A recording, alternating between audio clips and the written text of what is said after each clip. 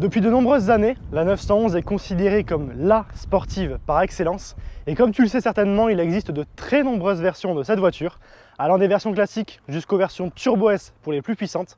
Mais évidemment, Porsche n'a pas oublié les puristes, ceux qui aiment transformer chaque trajet pour aller chercher le pain en une véritable sortie circuit. Et pour eux, ils ont sorti la 911 GT3.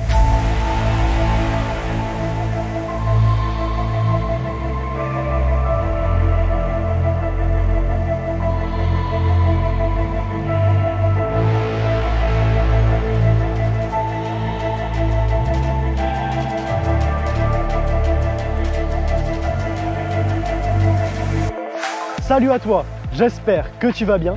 On se retrouve aujourd'hui pour une nouvelle vidéo. Alors aujourd'hui on se retrouve avec une voiture très spéciale comme tu le vois, une 992 GT3 dans cette sublime teinte PTS dont je te donnerai le nom après. Déjà si ce n'est pas encore fait, je te propose de t'abonner à ma chaîne pour me soutenir et pour ne rien rater de toutes mes prochaines vidéos. Je te mets juste ici mon Instagram et mon TikTok AlexGary002. N'hésite pas à liker cette vidéo également, ça m'aide énormément. Et puis tout de suite, on va partir présenter cette superbe 992 GT3. Donc côté configuration, cette superbe GT3 est équipée de la teinte Signal Yellow. Donc c'est une teinte PTS, Paint to Sample. Donc en fait, ce sont des teintes très spécifiques chez Porsche qui sont en option. Et tu as une palette de coloris différents qui est juste immense, dont ce Signal Yellow qui clairement lui va superbement bien. En plus ici, avec ses jantes gris anthracite, ça fait un contraste très joli. Et il faut avouer qu'elle est tellement belle. Dans cette configuration-là, c'est très réussi. Ici, les étriers jaunes, donc comme tu le vois, c'est un jaune assez différent de celui de la carrosserie qui est bien plus foncé. Au niveau du design, cette 992 GT3 se modernise grandement. Déjà, comme tu le vois, elle est bien plus agressive que la 991. Tu retrouves par exemple ici ces doubles sorties au niveau du capot qui sont d'une part aérodynamiques puisque l'air entre ici par le bouclier avant et sort au niveau du capot et plaque l'avant de la voiture. Mais elles servent également au refroidissement car il y a un radiateur à l'intérieur. À l'avant, ce qui est regrettable, c'est qu'il y a beaucoup de plastique. Maintenant, il y a une raison à cela. Tout simplement car cette voiture est destinée au circuit. Et sur circuit, ça arrive régulièrement qu'on prenne des éclats de cailloux, de gomme, etc. Donc, à changer, c'est quand même moins compliqué que du carbone. C'est, je pense, une raison purement économique sur cette GT3. C'est pour ça qu'il y a beaucoup de plastique, malheureusement.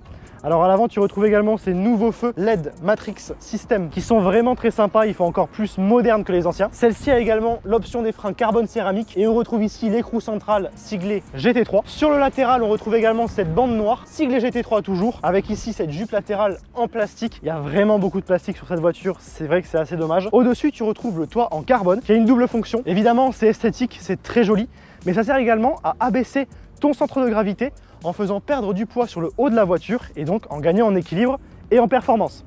D'ailleurs, en termes de performance, il y a un énorme step par rapport à la 991 GT3 phase 2, puisque sur le Nürburgring, cette 992 la bat de 17 secondes au tour. Je ne sais pas si tu te rends compte, mais c'est juste énormissime. Alors comme tu le vois également sur la partie latérale, tu as ici les poignées affleurantes qui rentrent à l'intérieur de la carrosserie. D'une, ça améliore les flux d'air. Et également, ça fait bien plus moderne et bien plus élégant, c'est vraiment sympa. À l'arrière, comme tu le vois, tu vois la largeur de la voiture, l'élargissement ici au niveau de l'aile, c'est super beau. Elle a un arrière qui est assez dingue, cette GT3, avec du coup des jantes plus grosses à l'arrière qu'à l'avant. On est en 20 pouces à l'avant et en 21 pouces à l'arrière, en 315 de large à l'arrière. C'est des pneus qui sont immenses et ça encore une fois pour la performance sur circuit. Alors évidemment, quand on passe à l'arrière, il faut absolument parler de cet aileron qui est juste impressionnant, regarde ça. Alors la prise inversée est directement issue de la compétition, c'est une prise en col de cygne. Donc c'est quelque chose qu'on ne voyait pas avant sur les voitures de route et que Porsche a introduit sur sa GT3 et après sa GT3 RS. Et il faut avouer, c'est juste sublime. Regarde ça un petit peu, cette prise inversée. Et tu retrouves également en bas ce petit béquet qui vient du coup faire un double travail ici. C'est tellement esthétique. En dessous, tu retrouves le bandeau LED avec le sigle Porsche juste en dessous, le badge GT3 en noir mat cette fois-ci. Tu as également une extraction d'air ici pour refroidir, son flat 6 4 litres atmosphérique de 510 chevaux, caché ici en porte-à-faux arrière. Alors porte-à-faux arrière, c'est en sac à dos, c'est tout simplement derrière les roues arrière. L'équilibre, certes sur le papier, n'a pas l'air de fonctionner, et pourtant c'est une des voitures les plus performantes et les plus équilibrées du marché. Porsche, c'est un petit peu des sorciers quand il s'agit de faire de l'ingénierie dans ces voitures. Également à l'arrière, tu retrouves donc toute cette partie en plastique, assez dommage. Et ici, ce diffuseur, qui est un vrai diffuseur qui sert à quelque chose, puisque cette voiture est entièrement munie d'un fond plat sur toute la voiture, ce qui fait que tu améliores encore une fois ta traînée d'air, et on en revient toujours à là, tes performances. Toujours au centre, on retrouve les deux sorties d'échappement qui hurlent, tu vas l'entendre de manière très sympathique. Et c'est vraiment beau que Porsche ait laissé l'atmosphérique sur cette voiture, ça fait vraiment plaisir. Ce que je te propose maintenant, c'est qu'on démarre et qu'on parte rouler avec cette sublime 992 GT3. Et tu vas le voir, c'est clairement une arme cette voiture. Allez, c'est parti!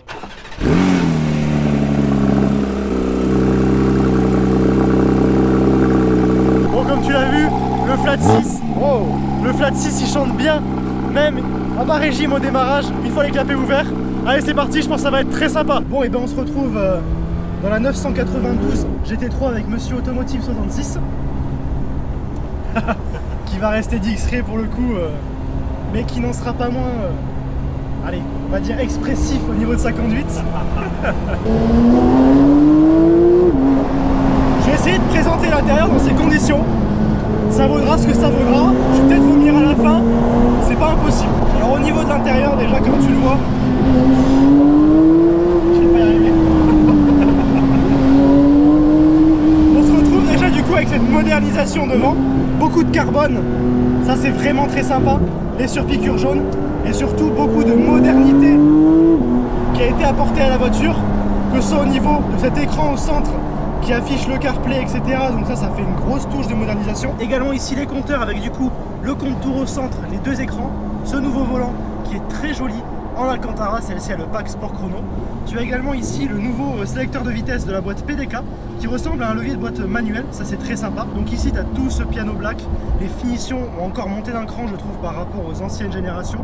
Ici tu retrouves tout ce carbone, la clé qui est très sympa et qui du coup est en option, puisqu'elle est peinte de la même teinte que la voiture, elle est peinte en signal yellow, et ça c'est quand même très cool. D'ailleurs regarde là, l'angle ici avec l'aileron et l'élargissement de l'arrière, c'est...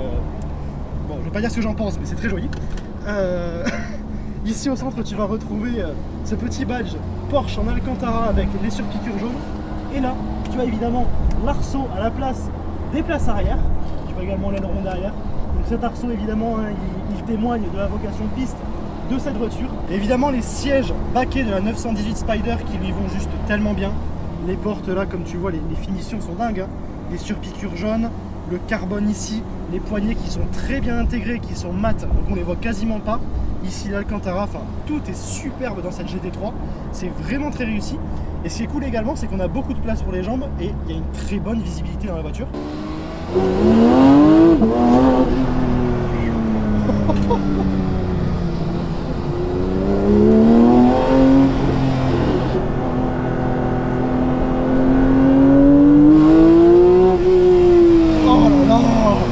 Ce son de voiture de course. Oh là là là là là là là. Les rétrogradages. C'est énorme. C'est le genre de truc que la McLaren ne t'apportera jamais, tu vois. Vrai, et le châssis, il est au-dessus. On peut dire ce qu'on veut, il est au-dessus. Je l'ai remarqué. Vraiment. J'ai remarqué le châssis, c'est une lame. C'est un scalpel. Et alors? C'est un scalpel. Le train avant, tu te rends pas compte, mais limite je surbraque à chaque fois. Je me dis, mais pourquoi tu braques autant? Ça sert à rien. Ça sert à rien. Et justement, en fait, Porsche, ils ont pas été, c'est les seuls qui n'ont pas été dans cette débauche de puissance à aller chercher toujours plus, parce que bah, c'est vrai que tous leurs concurrents sont maintenant dans les 700 chevaux, voire 800 facilement. Totalement. Porsche, ils sont restés à 510, mais alors 510 qui wattent, mais parce qu'en fait, c'est un travail immense au niveau du châssis et de l'aéro. Effectivement, en plus, c'est vrai parce que les voitures de course, les Cup, ne sont pas si puissantes que ça, elles sont même moins puissantes que des voitures de route. Et pour autant, bon, bah, sur circuit, il n'y a rien à dire. Et d'ailleurs, on le voit parce que par rapport à la GT3 991 phase 2, on voit la différence en termes de chrono. On pourrait se dire, il n'y a que 10 chevaux de plus, ça ne vaut pas l'écart de budget, ça ne vaut pas de la changer. Sur le Nürburgring, c'est 17 secondes d'écart. Donc, c'est juste incroyable. Et là, je pense qu'on va entendre un flat 6 4 litres atmosphérique de 510 chevaux faire chanter ses vocalises. Écoute.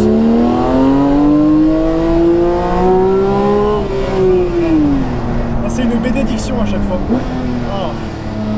Et alors tu vois, ça gueule un peu moins que le GT4 RS, qui pourtant a un moteur qui est globalement très proche. Mais par contre, j'ai limite tendance à préférer. La montée en régime, je trouve, est plus agréable en sonorité que le GT4 RS. C'est un son très particulier.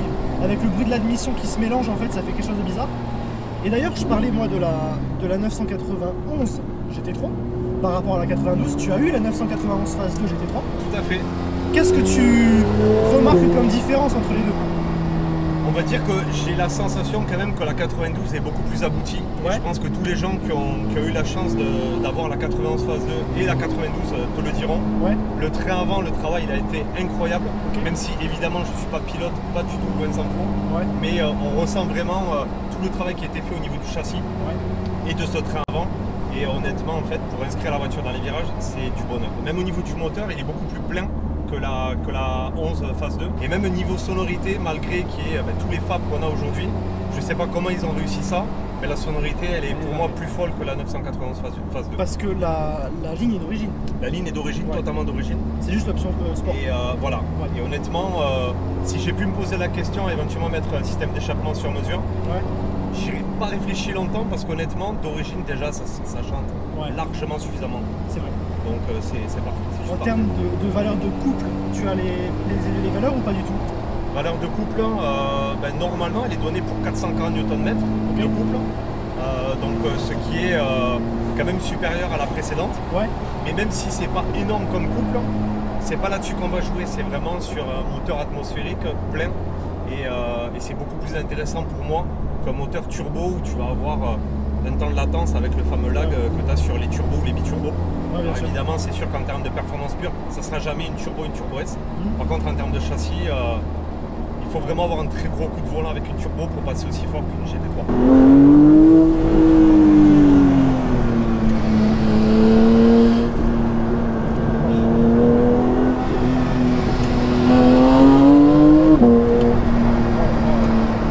Quel plaisir cette sonorité! C'est juste dingue. Oh là là! Mais la tenue du c'est fait pour ça, c'est fait pour ça. Ah, c'est impressionnant. Alors le châssis. Après je suis pas à fond, tu vois bien que je suis pas à fond. Ouais, mais je le vois directement. Mais déjà là comme ça, c'est déjà tellement précis. Et alors, tu vois, j'ai du mal à vraiment exploiter la puissance parce que tu as vu ça, c'est que des virages qui referment. Et oui. Donc en fait, avec un Cayman plus agile, je pense qu'avec un Boxster ou avec un Boxster Spider, 718 GT4, tu as moyen de faire mieux qu'avec une GT3. C'est possible. Et puis tu as aussi quand même l'équilibre malgré tout du central arrière. Je sens que l'arrière a envie d'enrouler. Ça c'est peut-être mon tort. J'aurais dû passer en mode sport parce que là je suis en mode normal. Ah oui, carrément. Ouais, donc tu vois un peu, ça j'aurais dû le préciser. Attends, non, par contre là le châssis était d'une rigidité folle et t'étais en normal. J'étais en mode absolument normal. Alors donc tu disais en fait que tu as un lift qui est adaptatif et qui est surtout à mémoire. Donc en gros il se souvient de là où tu es allé. Exactement. Et il se met automatiquement. Voilà, tout à fait. Là normalement, on va s'approcher. Voilà, relèvement automatique de l'avant et suivant. Voilà. Donc là il y a le dos. C'est génial. Tac. C'est génial. Donc ça c'est bien pratique. Et alors toi justement au niveau du châssis, par rapport à ton ancienne 991, qu'est-ce que tu as ressenti comme différence? Alors évidemment elle n'a pas beaucoup de kilomètres comme tu peux le voir, elle a que 2200 km, dont 1500 km j'étais sage de rodage. Le châssis comme je te disais, surtout le train avant qui est beaucoup plus incisif que sur la précédente. Et en termes de châssis, c'est toujours aussi rigoureux quoi. Après, je ne suis pas suffisamment expert en la matière pour te dire si vraiment il y a une grosse différence. Mais ce qui est certain, c'est que en termes de passage en courbe, pour moi, ça reste à chaque fois inédit. Quoi. Sur certains axes limités à 80 km/h, bien entendu, et bien, je me suis jamais autant régalé de passer à 81 km/h. Voilà, en gros. Et oui, mais parce que de toute façon, c'est vraiment la grosse modification sur cette voiture-là. Tout à fait. C'est l'aéro, l'esthétique forcément, et puis aussi surtout bien sûr du châssis. Et on sent quand même le train arrière qui est plus posé. Donc ça, c'est intéressant aussi.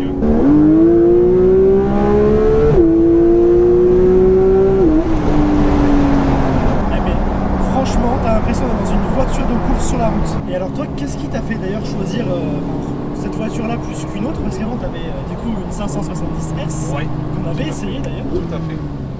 Le freinage déjà, t'as utilisé 3% et on voit que ça mord. Tout à fait. En fait, je te l'avais déjà dit quand j'avais la McLaren, le fait de ne plus avoir la GT3, même si c'était deux voitures complètement différentes, je sentais quand même le manque. Collègue à moto. Je sentais le manque en fait de ce que j'avais pu ressentir. Mais ouais. Donc à quel niveau en fait? Ce que j'avais ressenti, c'était la rigueur du châssis, La fiabilité, bon, facile pour moi en étant là où j'habite. La proximité avec le centre Porsche est beaucoup plus facile que la proximité avec le centre McLaren le plus proche. C'était à 500 km de la maison. C'est un point aussi. Hein. Ça, fallait y penser quand même. Et, oui. Et puis évidemment, ce qui est magique, c'est l'atmosphère, l'ambiance Porsche que je retrouve chez nulle part ailleurs en fait. Ok. Et pourquoi la GT3? En fait, j'étais pas forcément parti pour reprendre une GT3. Ouais. Et je voyais les photos circuler sur internet et tout, et j'étais un peu dubitatif. Okay.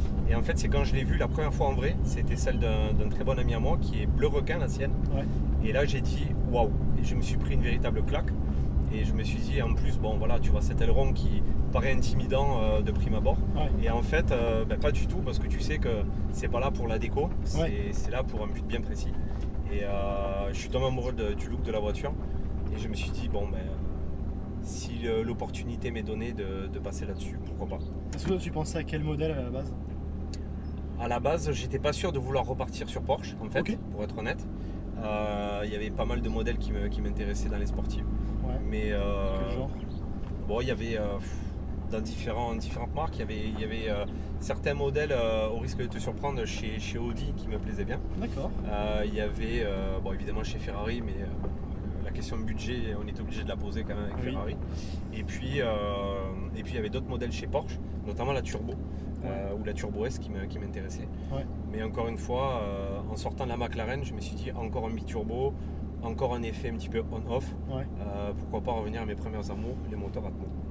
Et donc voilà reparti avec les trois caractères magiques GT3.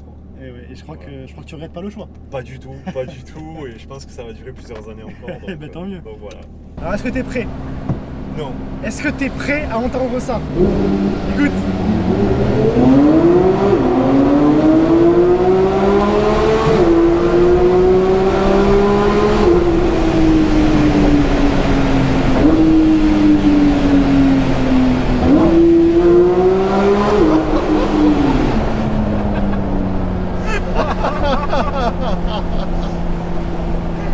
Oh le son.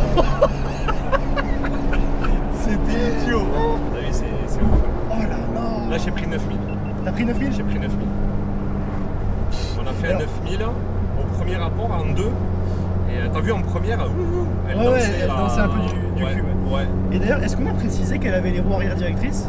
Non, je crois même pas. On l'a pas précisé, et ça c'est vrai que c'est vrai que c'est important. En fait, ça apporte un plus, forcément dans les courbes, surtout dans les virages qui referment. Ouais. La plupart des voitures, tu vas passer. Si tu passes un peu trop fort, tu vas dire aïe.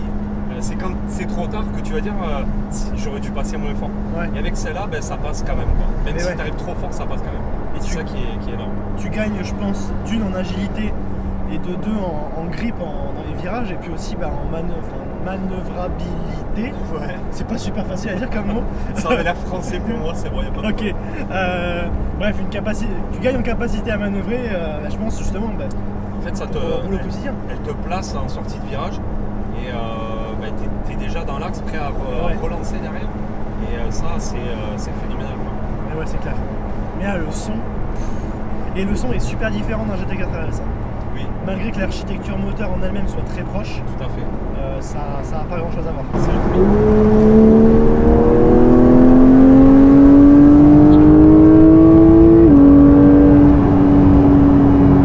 Et alors, tu vas me dire ce que tu en penses, hein, mais j'ai l'impression que le son est très différent de la 91. Totalement. Ouais. Totalement. En fait, il est plus présent dans l'habitacle que ce qu'il était dans la 91. Okay. Les gens disent qu'on entendait plus la 91 phase 2 de l'extérieur que de l'intérieur. Ouais. Là, j'ai presque envie de dire c'est 50-50. Ouais, c'est kiff-kiff. Ouais. Et alors moi, une chose que j'ai pas retrouvée ici et qui m'avait gêné avec la 91 phase 2, c'était cette espèce de... Je pense que tu vas savoir de quoi je parle. Quand tu arrivais tout en haut dans les tours, tu avais une transformation du son qui devenait vraiment très métallique, très aigu. C'est vrai. Et moi, je sais que ça me perçait les tympans. Et là, du coup, petit clin d'œil à toutes les personnes qui ont des GT3 991. Ouais. Tu as toujours le petit clac de transmission quand tu es bas dans les tours, surtout quand elle est froide. Ouais. Tu vas entendre tout un tas de bruits mécaniques et autres qui sont normaux pour une GT3, mais que tu n'entends quasiment plus dans la 92. Tellement au niveau de la sonorisation intérieure, ça a été bien travaillé. Ouais. Et en parlant de l'intérieur, je pense que tu as pu le voir dans ce que tu as filmé. La finition, on reste dans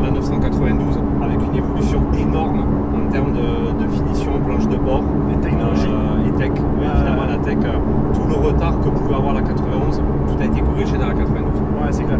Il y a vraiment de très grosses évolutions à ce niveau-là. Et c'est bien, c'était nécessaire quand même. Je pense que c'était nécessaire. Ça peut faire peur de prime abord, se dire bon, ils ont plus misé sur la tech et sur le confort et le luxe que vraiment la sportivité. Au contraire, ça n'enlève rien à la sportivité.